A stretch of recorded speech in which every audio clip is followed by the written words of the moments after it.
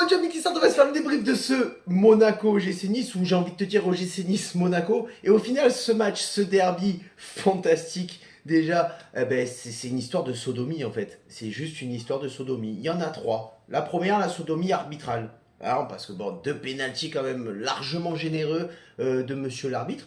Une sodomie polonaise, parce que deux arrêts fantastiques de Marcin Bulka, j'ai envie de te dire justice et vengeance, et une sodomie ivoirienne, le but de Jérémy Boga. Donc voilà, donc si j'ai un truc à dire ce soir, en tout premier lieu, Marcin Bulka, pète-moi le cul, fais-moi des gosses, demande-moi en mariage, fais ce que tu veux, je suis ta pute ce soir. Bien sûr, j'ai envie de te dire une pensée monumentale, évidemment, pour deux énormes youtubeurs monégasques qui doivent justement faire le deuil à l'heure actuelle.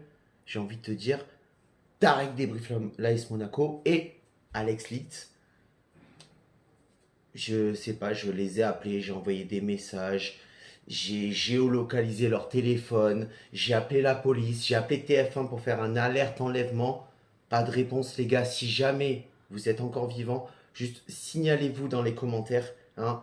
Et les gars, si vous voulez, évidemment, bien sûr, dans les commentaires, tapez SOS Tarek, SOS Alex pour essayer de les retrouver parce que vraiment, j'ai pas de nouvelles d'eux. Ça m'inquiète fortement. Et on va commencer directement le débrief, les gars, après ces petites blagues, hein. Bon, on commence le débrief et c'est un débrief, c'est le match du derby de la Côte d'Azur, le derby face à notre rival, face à Monaco, l'équipe qu'on déteste peut-être le plus au monde, vraiment, enfin pour moi en tout cas, c'est le cas. Je pense que je les déteste encore plus que Marseille. Je parle pas de Bastia ou d'Ajaccio parce qu'ils jouent pas dans la cour des grands, donc j'ai envie de te dire, voilà, c'est le match qu'on attend chaque année. C'est la première chose que je regarde, quand est-ce qu'est le match aller et quand est-ce qu'est le match retour de l'AS Monaco. Et les deux formations, elles commencent très fort dans ce match, avec un match qui est très rythmé, avec de l'intensité physique, il y a du mouvement côté niçois, une récupération haute qui oblige les Monégasques à reculer et à jouer en contre sur ce début de première mi-temps. On assiste vraiment à un match plaisant avec un OGC Nice qui joue très collectif, avec un sens de la technique qui est quand même très aiguisé, parce que c'est un petit peu ce qu'il faut ce soir, et c'est un petit peu ce qu'il faut utiliser par rapport à la technique de Farioli. C'est-à-dire, il ne faut pas que tu te loupes techniquement, parce que derrière, sinon, tu vas marquer beaucoup de buts, certes. Tu peux marquer beaucoup de buts. Ce soir, ça n'a pas été le cas, mais on a été efficace. Tu peux marquer beaucoup de buts, mais tu peux en prendre énormément, parce qu'on se découvre énormément en jouant avec un pressing très haut. On s'expose énormément contre monégasque, mais la défense niçoise reste solide, comme à l'image un petit peu de ce PSG au GC Nice. Tout se passe très bien jusqu'à la première sodomie. La sodomie arbitrale et le penalty très généreux donné au monégasque. Parce que j'ai envie de te dire, vraiment, c'est très litigieux, parce que il n'y a pas intention de faire faute. C'est Jordan Lotomba, si je dis pas de conneries, je me souviens plus trop, mais je crois que c'est Jordan Lotomba qui fait la faute. Euh, il n'a pas l'intention de faire faute. Dans la course, l'attaquant monégasque touche le genou de Jordan Lotomba. Enfin, pour moi, c'est largement généreux. Mais on fait face à la deuxième sodomie du match. La deuxième sodomie du match, partie A, c'est l'arrêt de Marcin Bulka. Donc moi, à tout moment, les gars, je vous le dis, à la fin de la saison, si Marcin Bulka sort une saison exceptionnelle, tu peux screen, tu peux enregistrer, tu peux faire ce que tu veux, je m'achète le maillot et je me fais floquer derrière. Bulka, encule-moi. Voilà, vous avez la preuve en vidéo, c'est fait. Si Marcin Bulka sort une grosse saison cette année, je m'achète son maillot, je fais floquer. Bulka, encule-moi. Comme ça, au moins, c'est clair. C'est net et c'est précis. Après, sur cette première mi-temps, vraiment, Nice pose le ballon, maîtrise son sujet. Monaco court un petit peu derrière l'OGC Nice, mais Nice peine par contre à se montrer dangereux. Trop souvent dans la recherche de Mofi dans la profondeur, et ça, les gars, à un moment donné, il va falloir un petit peu alterner. Il va falloir un petit peu trouver une alternative à cette tactique-là, parce que trouver Mofi dans la profondeur, on a pu le voir déjà face à Monaco la saison dernière, où il a mis un doublé, et c'était sa première. Ça y est, on a compris. la spéciale de l'OGC Nice, c'est d'aller chercher Mofi dans la profondeur. À un moment donné, il va falloir trouver une alternative à ça, parce que si on n'arrive plus à trouver Mofi dans la profondeur, il va falloir aller chercher quelque chose d'autre. Tactiquement, techniquement, je ne sais pas ce qu'il faut aller chercher, c'est pas moi le coach, même si j'ai le même âge que Francesco. Bon, je suis moins classe que lui, je suis moins beau gosse, mais j'ai quand même le même âge que lui, j'ai envie de te dire. Donc je te dirai pas mon âge parce que je te dirai un âge faux, mais tu chercheras Francesco Parioli sur Google quel âge il a. Mais vraiment, ça permet aussi à l'équipe adverse, cette tentative toujours d'aller chercher Mofi dans la profondeur, ça permet un petit peu à l'adversaire d'anticiper. On assiste quand même à une envie d'insister du côté OGC Nice, hein, une envie de débloquer et de scorer. On arrive à se créer des espaces, à mettre un petit peu plus de pression sur les monégasques, mais on manque de finition ce soir à l'image de la board, à l'image de Diop ou encore à l'image de Terem Moffi qui n'arrive pas à scorer. Le match, enfin en tout cas la première mi-temps XXL de Morgan Sanson, une très grosse mobilité, une très grosse conservation du ballon, une orientation du jeu précise vers l'avant, c'est un petit peu le milieu qui nous manquait, c'est le milieu qu'on cherchait, qui arrive à diriger le jeu, à aspirer ses adversaires pour pouvoir élargir son champ de vision et essayer d'aller chercher un attaquant, distribuer le ballon. À noter aussi quand même, parce que faut le dire, j'en ai marre un petit peu de taper sur les joueurs qui sont mauvais, mais là ce soir, la non-finalité de Diop, de Sofiane Diop, ses frappes trop molles, le fait que ce soir, sur la première mi-temps, il doit nous en planter au moins deux. Et en interview de mi-temps, il vient te dire qu'on doit être plus tueur. Mais à commencer par toi, mon garçon, parce que c'est toi qui n'as pas été assez tueur. Parce que normalement, le match, tu dois le tuer. Tu dois le tuer. Parce que en fin de match, on recule. On est beaucoup moins sur le pressing du porteur du ballon. On exerce un pressing qui est beaucoup moins agressif sur le porteur du ballon. On est moins serein défensivement. Et il y a une certaine passivité sur les 20 derniers mètres. Franchement, le match aurait pu tourner dans la fin de première mi-temps en faveur de l'AS Monaco. Avec un peu de chance et des bons sauvetages, ça nous a permis de conserver ce score de 0-0.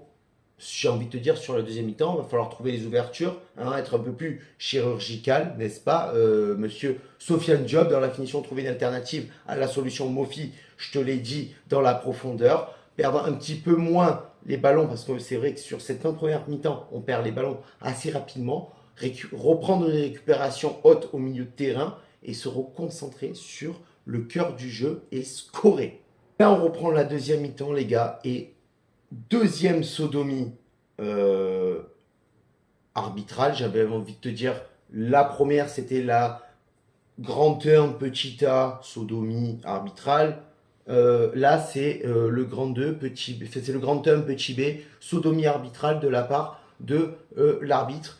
Deuxième penalty accordé à l'AS Monaco. Et là, je ne comprends pas parce que la faute, elle n'est pas évidente, mais surtout que l'arbitre laisse l'avantage. Il laisse l'avantage, le joueur peut se présenter devant le but à l'entrée de la surface de réparation, frapper, il ne marque pas au bout de 5, 6, 7, 8 secondes de jeu et il accorde le penalty, il revient sur la faute. Il a frappé au but. Donc pour moi, ça je sais pas, moi les gars, moi je suis une teub. Hein, au niveau du règlement football, moi je comprends rien. Donc dites-moi dans les commentaires si vous êtes un peu plus connaisseur, mais pour moi le penalty il n'a pas lieu. Il n'a pas lieu, tu laisses l'avantage, il frappe au but, il marque pas.